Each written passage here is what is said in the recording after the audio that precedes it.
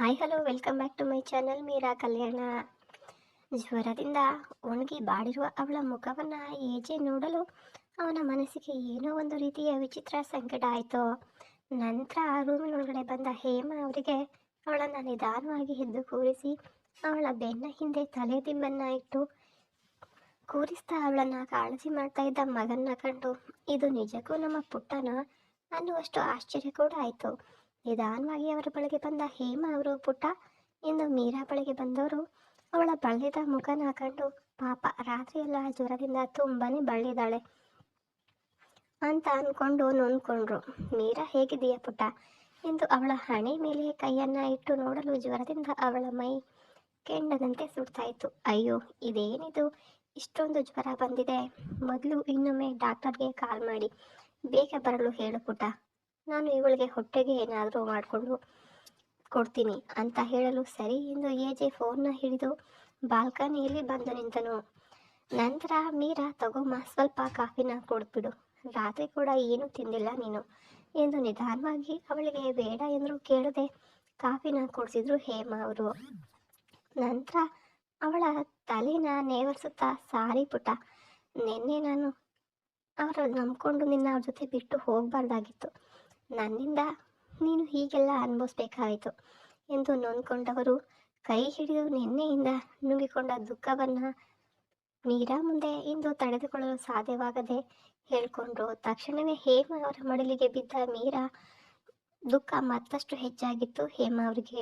ಅವಳ ಕಣ್ಣೀರು ಕಂಡ ಹೇಮ ಅವರಿಗೆ ಒಂದು ಕ್ಷಣ ಆತಂಕ ಆಯಿತು. ಮೀರಾ, ಪುಟ್ಟ ಏನಾಯಿತು, ಇಲ್ಲಿ ನೋಡು ಎಂದು ಅವಳ ತಲೆನ ನೇವರಿಸಲು ಏನೊಂದು ಮಾತನಾಡದೆ ಸುಮ್ಮನೆ ತನ್ನ ಪಾಡಿಗೆ ತಾನು ಅಳ್ತಾ ಇರುವವಳನ್ನು ಕಂಡು ಗೊಂದಲದಿಂದ, ಮೀರಾ, ಅದೇನು ನಿನ್ನ ಮನಸ್ಸಿನಲ್ಲಿ ಇದ್ರೂ ಕೂಡ ಹೇಳ್ಕೊ ಪುಟ್ಟ. ಹೀಗೆ ಮನಸ್ಸಲ್ಲಿ ಇಟ್ಕೊಂಡು ಒಬ್ಬಳೆ ಕೊರಗಿದ್ರೆ ದುಃಖ ಮತ್ತಷ್ಟು ಹೆಚ್ಚಾಗುತ್ತೆ ಪುಟ್ಟ. ನೋಡು, ಈ ಅಮ್ಮನ ಹತ್ತಿರ ಹೇಳ್ಕೊಳ್ಳಲು ನಿನಗೆ ಹಿಂಜರಿಕೆಗೆ, ಇಲ್ಲಿ ನೋಡು ಪುಟ್ಟ ಅಂತ ಮೀರಾನ ಇಲ್ಲಿ ನೋಡು ನೋಡು ಅಂತ ಹೇಳ್ತಾ ಇರ್ತಾರೆ.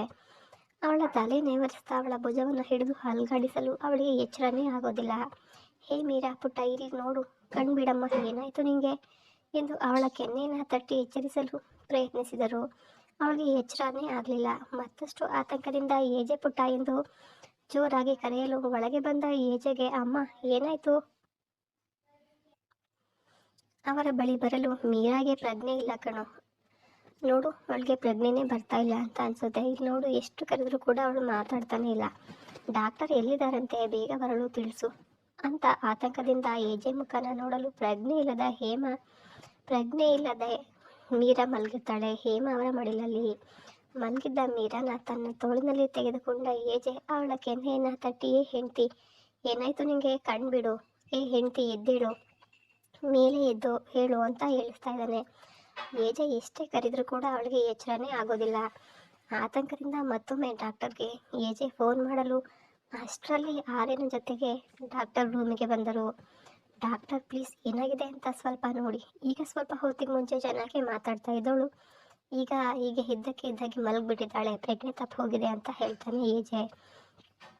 ಆತಂಕದಿಂದ ಹೇಳ್ತಾನೆ. ನಂತರ ಮೀರಾ ಮುಖನ ನೋಡಲು ಅವಳ ಬಳಿ ಬಂದ ಡಾಕ್ಟರ್, ಅಮ್ಮು, ಎಲ್ಲರೂ ಸ್ವಲ್ಪ ಹೊತ್ತು ಹೊರಗೆ ಇರಿ ಎಂದು ಎಲ್ಲರನ್ನ ಹೊರಗೆ ಕಳಿಸಿ ಏಜೆ ಒಬ್ಬರನ್ನು ಮಾತ್ರ ಅಲ್ಲೇ ತಿಳಿಸ್ತಾರೆ. ಅವಳನ್ನು ಪರೀಕ್ಷಿಸಲು, ಇಷ್ಟೊಂದು ಜ್ವರ ಹೇಗೆ ಬಂತು, ಮಳೆಯಲ್ಲಿ ಏನಾದರೂ ನೆಂದಿದ್ದಾರಾ ಅಂತ ಕೇಳಲು, ಹೌದು ಡಾಕ್ಟರ್, ರಾತ್ರಿ ತುಂಬ ಹೊತ್ತು ಮಳೆಯಲ್ಲಿ ನೆಂದಿದ್ರಿಂದ ಹೀಗೆ ಆಗಿದೆ ಅಂತ ಹೇಳಲು, ಸದ್ಯಕ್ಕೆ ಜ್ವರ ಕಡಿಮೆ ಆಗಲು ಇಂಜೆಕ್ಷನ್ನ ಕೊಟ್ಟಿದ್ದೀನಿ, ಈ ಟ್ಯಾಬ್ಲೆಟ್ನ ಕೊಡಿ, ಜ್ವರ ಏನಾದರೂ ಕಡಿಮೆ ಆಗಿಲ್ಲ ಅಂದರೆ ಹಾಸ್ಪಿಟಲ್ಗೆ ಕರ್ಕೊಂಡು ಬನ್ನಿ ಅಂತ ತಿಳಿಸಿ ಹೊರಗೆ ಅವರನ್ನು ಕಳಿಸಲು ಆರ್ಯ ಅವ್ರ ಜೊತೆಗೆ ಹೋದನು. ಪುನಃ ರೂಮಿನೊಳಗೆ ಬಂದ ಹೇಮ ಅವರು, ಡಾಕ್ಟರ್ ಏನು ಹೇಳಿದ್ರು ಪುಟ್ಟ ಎಂದು ಗಾಬರಿಯಿಂದ ಏಜೆ ಮುಖವನ್ನು ನೋಡಲು, ಸದ್ಯಕ್ಕೆ ಜ್ವರ ಕಡಿಮೆ ಆಗಲು ಇಂಜೆಕ್ಷನ್ ಕೊಟ್ಟಿದ್ದಾರೆ ಅಮ್ಮ, ಕಡಿಮೆ ಏನಾದರೂ ಆಗಿಲ್ಲ ಅಂದರೆ ಹಾಸ್ಪಿಟಲ್ಗೆ ಕರ್ಕೊಂಡು ಬರಲು ತಿಳಿಸಿದ್ರು ಅಂತ ಹೇಳ್ತಾನೆ ಏಜೆ ಮೀರಾ ಹತ್ತಿರ, ನಾನಿರ್ತೀನಿ, ನೀನು ಹೋಗಿ ಫ್ರೆಶ್ ಆಗಿ ಹೊಟ್ಟೆಗೆ ಏನಾದರೂ ಸ್ವಲ್ಪ ತಿನ್ನು, ಟೈಮ್ ನೋಡು ಎಷ್ಟಾಗಿದೆ ಅಂತ ಹೇಮ ಅವರು ಬಲವಂತವಾಗಿ ಏಜೆನ ಅಲ್ಲಿಂದ ಕಳಿಸ್ತಾರೆ. ಫ್ರೆಶ್ ಆಗಿ ಕೆಳಗೆ ಬಂದ ಏಜೆಗೆ ರೂಪ ಅವರು ತಿಂಡಿ ಬಡಿಸಲು ಯಾಕೋ ಮೀರಾ ಪರಿಸ್ಥಿತಿ ನೆನಪಾಗಿ ತಾನು ಅವಳಿಗೆ ರಾತ್ರಿ ಬೇಡ ಅಂತ ಹೇಳಿದರೂ ತಿನ್ನಿಸಿದ್ದು ನೆನಪಾಗಿ ತಿಂಡಿ ತಿನ್ನಲು ಕೂಡ ಏಜೆಗೆ ಮನಸ್ಸಾಗಲಿಲ್ಲ. ಹಾಗೆ ಕೈ ತೊಳ್ಕೊಂಡು ಮೇಲಿದ್ದವನು ರೂಪ ಅವರು ಕರೀತಾ ಇದ್ರು. ಆಮೇಲೆ ತಿಂತೀನಿ ಎಂದು ಮೇಲೆ ಎದ್ದು ರೂಮ್ ಕಡೆ ಬಂದನು. ಅಂದು ಆಫೀಸ್ಗೆ ಹಾಡನ್ನು ಕಳಿಸಿದ ಏಜೆ ತಾನು ಶೂಟಿಂಗ್ ಕ್ಯಾನ್ಸಲ್ ಮಾಡಿಕೊಂಡು ವಿಜಯ್ಗೆ ಹೇಳಿದ, ಇವತ್ತು ಶೂಟಿಂಗ್ ಇರೋದಿಲ್ಲ ಅಂತ. ಎದುರಿನ ಸೋಫಾ ಮೇಲೆ ಕುಳಿತು ಅವಳು ಯಾವಾಗ ಕಣ್ ತೆರೀತಾಳೆ ಅಂತ ನೋಡ್ತಾ ಕುಳಿತನು ಏಜೆ. ಇಂಜೆಕ್ಷನ್ ಪ್ರಭಾವದಿಂದ ಸಂಜೆ ಅಷ್ಟರಲ್ಲಿ ಮೀರಾ ಮೈಯೆಲ್ಲ ಬೆವುದು, ಜ್ವರ ಕೂಡ ಕಡಿಮೆಯಾಗಿತ್ತು. ನಿಧಾನವಾಗಿ ಕಣ್ಣು ತೆರೆದ ಮೀರಾ ಬೆಳಕಿನ ಕಡೆಗೆ ಕಣ್ಣನ್ನು ಹೊದಿಸಿ ಸುತ್ತಲೂ ನೋಡಲು ಎದುರಿಗಿದ್ದ ಸೋಫಾ ಮೇಲೆ ಕುಳಿತಿದ್ದ ಏಜೆ ಕಾಣಿಸಿದ.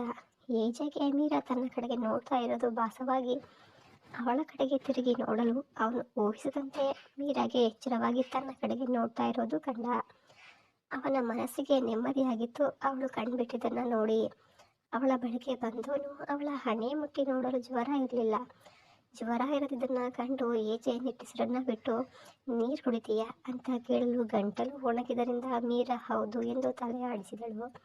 ನಿಧಾನವಾಗಿ ಅವಳಿಗೆ ಕೂರಲು ಸಹಾಯ ಮಾಡಿ ಅವಳ ಬೆನ್ನ ಹಿಂದೆ ದಿಂಬನ್ನು ಇಟ್ಟು ನೀರಿನ ಲೋಟವನ್ನು ಅವಳ ಕೈಗೆ ಕೊಡಲು ನಿಧಾನವಾಗಿ ಲೋಟ ತೆಗೆದುಕೊಂಡು ಸ್ವಲ್ಪ ನೀರನ್ನು ಕುಡಿದು ಸಾಕು ಎಂದು ಕೆಳಗೆ ಇಡಲು ಹೋದವಳ ಕೈಯಿಂದ ಲೋಟ ತೆಗೆದುಕೊಂಡ ಏಜೆ ಅವಳ ಬಾಯಿಯನ್ನು ಒರೆಸಿ, ಊಟ ತೆಗೆದುಕೊಂಡು ಬರ್ತೀನಿ, ಊಟ ಮಾಡ್ತೀಯಾ ಎಂದು ಕೇಳಲು ಅವನ ಕೈಯಲ್ಲಿ ಪುನಃ ಇಲ್ಲಿಗೆ ಊಟ ತರಿಸೋದು ಸರಿಯಲ್ಲ ಅಂತ ಅನಿಸಿ ನಿಧಾನವಾಗಿ ತಲೆ ಎತ್ತಿ, ಪರವಾಗಿಲ್ಲ ಗಂಡ, ನಾನು ಕೆಳಗಡೆ ಬರ್ತೀನಿ ಎಂದು ಮೇಲೆ ಏಳಲು ಹೋದವಳಿಗೆ ವಿಪರೀತವಾದ ಸುಸ್ತು ಇದ್ದಿದ್ದರಿಂದ ಮೇಲೆ ಏಳಲು ಸಾಧ್ಯನೇ ಆಗೋದಿಲ್ಲ. ಕೋಪದಿಂದ ಮೈಯಲ್ಲಿ ಶಕ್ತಿ ಇಲ್ಲ, ಆದರೂ ಕೂಡ ಇಂತಹ ಮಾತಿಗೇನು ನೀನು ಕಡಿಮೆ ಇಲ್ಲ ಅಂತ ಅವಳ ಕಡೆಗೆ ಸುಡುವ ನೋಟ ಎಸೆದು ಕೆಳಗೆ ಇಳಿದು ಬಂದನು ಏಜೆ. ಹೇಮ ಅವರ ಬಳಿಗೆ ಬಂದ, ಅಮ್ಮ, ನಿನ್ನ ಸೊಸೆಗೆ ಎಚ್ಚರ ಆಗಿದೆ, ಅವಳಿಗೆ ತಿನ್ನಲು ಏನಾದರೂ ಕೊಡ್ತೀರಾ ಅಂತ ಕೇಳಲು ಮೀರಾಗೆ ಜ್ವರ ಕಡಿಮೆ ಆಗಿದೆಯಾ ಪುಟ್ಟ? ಸ್ವಲ್ಪ ಸುಸ್ತಿನಿಂದ ಹಿಂದೆ ಹೊರಗೆ ಕಣ್ಣು ಮುಚ್ಚಿದವಳಿಗೆ ತಾನು ಆ ರೀತಿ ಮಾತಾಡಬಾರ್ದಾಗಿತ್ತು, ಕೋಪ ಮಾಡಿಕೊಂಡ್ರು ಅಂತ ಅನಿಸುತ್ತೆ ಅಂತ ಚಡ್ಪಡಿಸ್ತಾ ಕುಳಿತಳು ಮೀರಾ.